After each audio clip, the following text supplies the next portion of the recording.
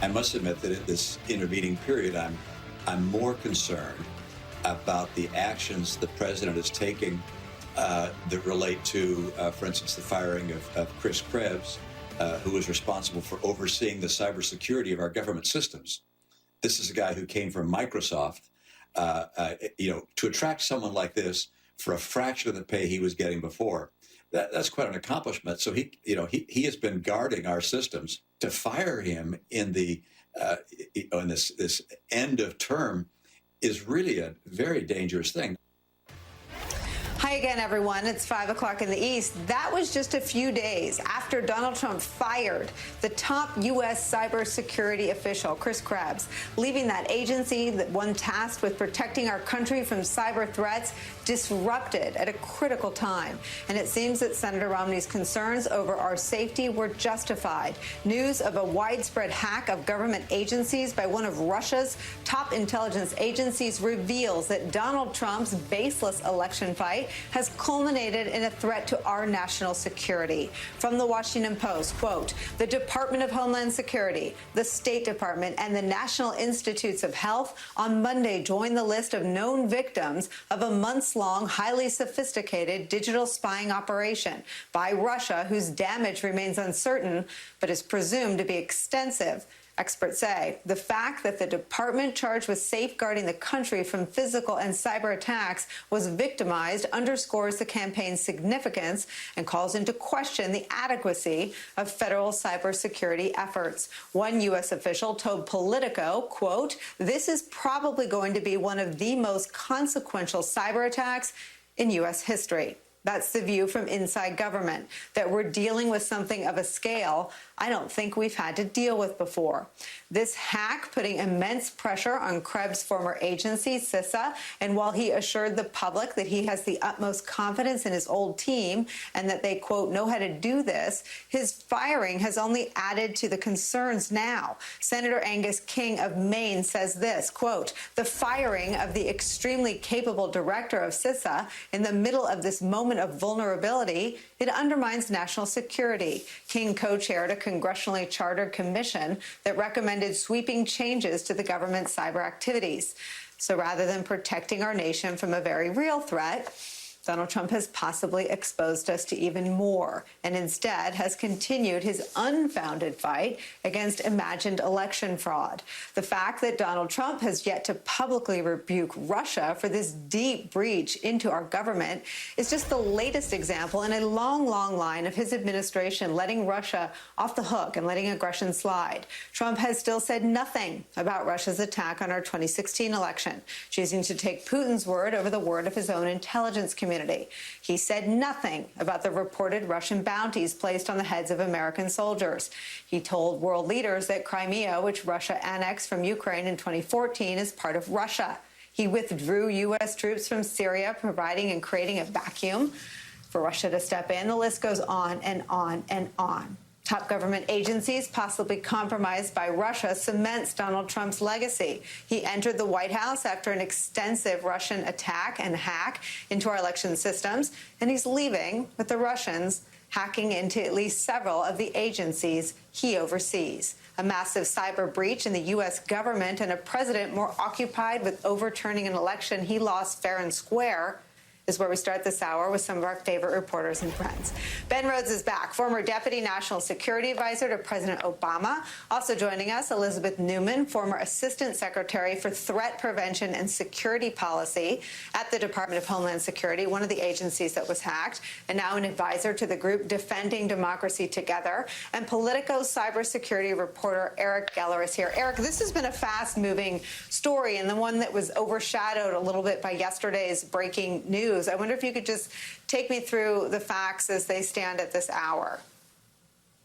Right now, the facts as they stand are that the government is in crisis. It thinks it has a handle on which agencies were affected by this pretty sophisticated attack. What it doesn't know is what files have been taken. Now, a U.S. official told me that they believe no classified systems have been affected. So the U.S.'s most important secrets currently, they believe, have not been accessed. But of course, there's a lot of stuff on those unclassified systems, especially their Microsoft-hosted email accounts, that could still be pretty useful to a foreign power that wants to know what the U.S. government is doing right now.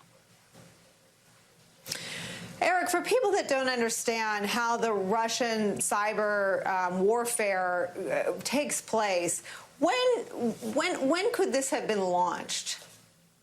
So one of the reasons people are really concerned about this inside the government is because this got underway between March and June of this year, according to experts' best understanding. So it essentially lay dormant in some of these federal agencies for months, for a very long time, because what they did was they compromised the software update process for a program that is widely used across the government, and I should say also across the private industry throughout the Fortune 500. These software updates are applied manually, but without much scrutiny, and the hackers took advantage of that fact. They compromised the code, the software updates went through, and all of a sudden the hackers have access to these networks and they can start jumping around, getting into email systems. That's what experts are really concerned about right now. This is not your standard spear phishing attack like the kind of thing we saw with John Podesta during 2016.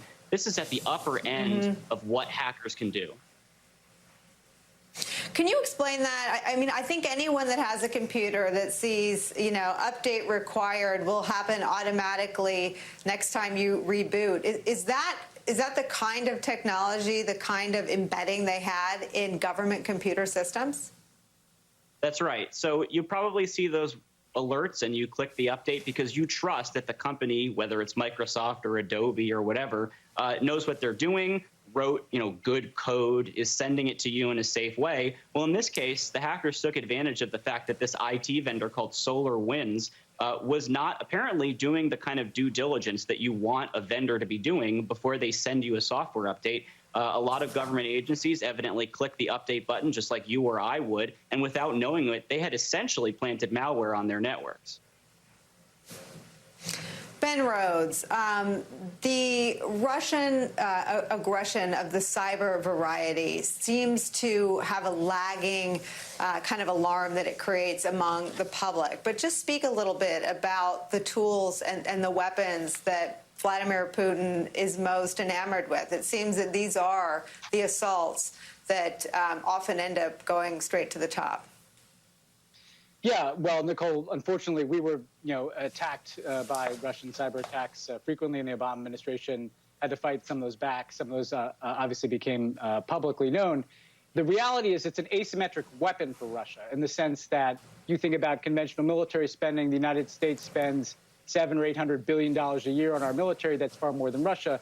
But for a much lower cost, Russia can disrupt U.S. operations, or in this case, if they can get into all these federal agencies, they can gain valuable intelligence and information about what the U.S. government is doing, what the U.S. government is thinking, what different personalities in the U.S. government are considering, what the dynamics are inside of these agencies, and also just sending a message that they can penetrate our defenses and put people on the defensive.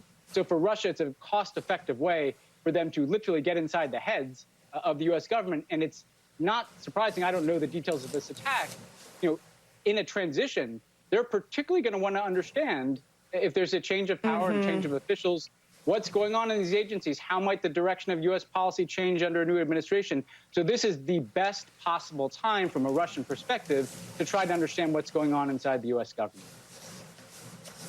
I mean, I was thinking that as Eric was talking about how the sort of foundation may have been laid, they may have entered these computer systems as early as the spring, but that we're just learning about it now. Do you think there is a possibility that they were waiting to see the results of the election? Honestly, Nicole, I don't know. They would have good reason to want to know what's going on in U.S. agencies like the ones that were apparently hacked in any context. But again, I think the best possible time for an adversary to want to understand what is happening in the U.S. government is during a transition, so that they know what the state of play is for the outgoing administration, and so that, from their perspective, they may want to know what new direction should we expect from an incoming team. You and I have talked on this show, Nicole, many times about how transitions are vulnerable periods that foreign adversaries try to exploit. Yeah. And one of the things we try to do is understand what's happening, try to get ahead of the incoming administration. And Trump has left us defenseless against that by firing somebody like Krebs, because you cannot move swiftly to deal with these kinds of hacks effectively without effective and empowered leadership. You know, and Elizabeth, I just want to use the timeline that Eric's reporting. And if this attack was initiated in the spring, obviously Chris Krebs was on the job. Were you still at the Department of Homeland Security in the spring? I was. I left in April. So take me through what sort of the degree of alert and alarm was. And it seems that some of the condemnation of the firing of Chris Krebs obviously was a political firing, and it's wrong for all those reasons. But now it seems like what we're lacking in having him there was someone who could have helped us respond. But it would appear that Eric's reporting suggests that he may have been on the job when at least the initial phases of the hack took place. From all descriptions in the press, this looks extremely sophisticated. It is. I don't think we know the full extent yet. I think the reporting is indicative of the fact that we're going to hear about more agencies, more compromises, and of course, right now there's a massive effort underway to assess the damage. So while yes, it occurred while Director Krebs was on the job, so to speak, being able to detect this level of sophisticated attack, it sounds like it's extremely difficult. I do think the timing is really interesting. I cannot overstate the amount of exhaustion our federal civil service has to be feeling at this point, 4 years into an administration that operates by chaos. It's chaos in terms of the schedule changes. It's chaos in terms of the leadership changes. It's chaos in terms of the policy changes. Things shift every day, and every day you wake up as an employee thinking you're going to work on one thing and having to shift, and it's extremely difficult when you're dealing with foreign partners or private sector partners having to constantly explain that shift. So you add on top of this something like a pandemic, and it's interesting that this happened, that they started to do their exploitation right as we were all focused on the pandemic. And you might remember, as everybody started working from home, there were these calls for, we need to make sure that people logging in from home, that they're secure, that things are being handled appropriately. So there certainly was a heightened sense of a need for cybersecurity. But I do find it interesting that it appears our adversaries used our focus on it appropriately, focusing on this challenge of the pandemic to infiltrate and then exploit on their own timing. Our enemies will take advantage of all of our weaknesses, and the Donald Trump administration, the chaos that it sowed, and the unwillingness to focus on the hard problems like Russia and their cyber capabilities has brought us to this point where now we are facing probably incalculable amount of damage in terms of information loss, and will set us back for years to come. Elizabeth, how much do you think it's not just the chaos that has been sown, but also never responding to anything that Russia does? How has Trump emboldened and perhaps contributed to the audacity of this attack?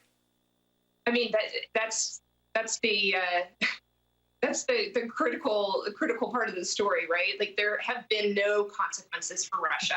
There have been a few statements from a White House podium attributing an attack and maybe saying we're going to come after you. There have been a few prosecutions or indictments, rather, not to the prosecution stage, but really it's kind of slaps on the hand. And I recall in 2017 a group of us at DHS getting together and starting to piece through what the FBI and others were telling us had happened in 2016.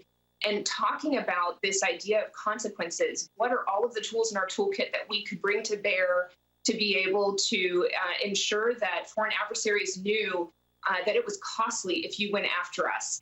And we had those conversations. There was passion. Chris Krebs was in the room. He's extremely passionate about that. And of course, as everybody knows, nothing came of that because the president wouldn't allow it to happen. And I'm so excited that with the Biden administration, the national security officials and his administration will be listened to. The cybersecurity experts, their advice will be heeded. And we as a country will be safer for that because we will finally be able to send a clear signal to Russia, to China, to Iran. There will be consequences if you mess with us. I want to read something that our friend and colleague Frank Figluzzi wrote. He said, the real question is not whether our agencies can handle this, but whether we have any confidence that Trump will do or say anything by way of sanctions, retaliatory actions, or warnings that might cause Putin's trashing, that might pause Putin's trashing of our cyber defenses. Based on his track record with Russia, there's no reason to believe Trump will do anything of the kind. Third, there are still about 40 days left in the Trump administration. That means Putin's free license to loot will expire soon. In these waning days, we should expect even more attacks and compromises of key computer systems. Congress should do all it can to demand answers and insist on a response. Eric, I know there's a hearing called for tomorrow, but what can be done? I mean, is this now just assessing the damage, or is there an offensive step that can be taken once a cyber attack is this far in process? Well, at this point, as far as stopping the damage, stemming the bleeding, it's really about looking through every single computer system to try to find something that doesn't seem like it fits, to try to find anomalous behavior. And really, even though this software has been taken offline at all these agencies, the hackers could already be in some of these networks. So they have to go through and stamp them out individually. As far as retaliation, I mean, look, the president has a menu of options.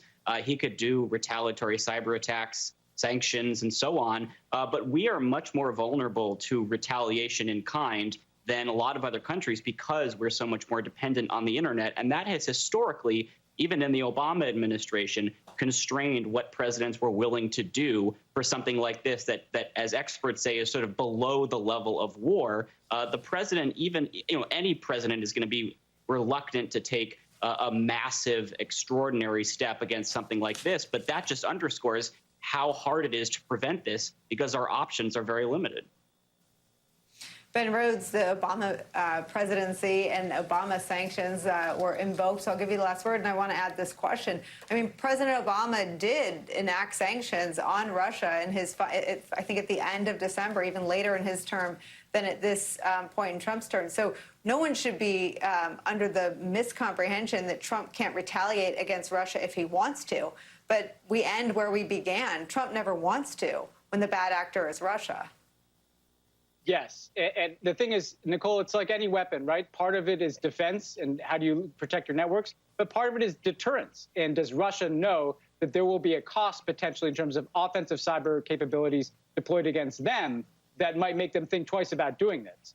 And I think clearly Vladimir Putin did not think that Donald Trump would undertake to impose that cost. There's also the question of allies, because our allies are also subject to Russian cyber attacks often. This is the kind of thing we should be working on with NATO allies, the kind of countries that Trump has turned his back on, so that there's a unified front against Russia. Again, sanctions are more effective if they're imposed with allies. Cyber defenses are more effective if we're working with allies too. So we're going to have a sea change in 40 days when the professionals who work for Joe Biden take the helm. But for the time being, we're in a very vulnerable period with very poor leadership, very chaotic management at a time that we know we've had a massive compromising of our networks and our national security.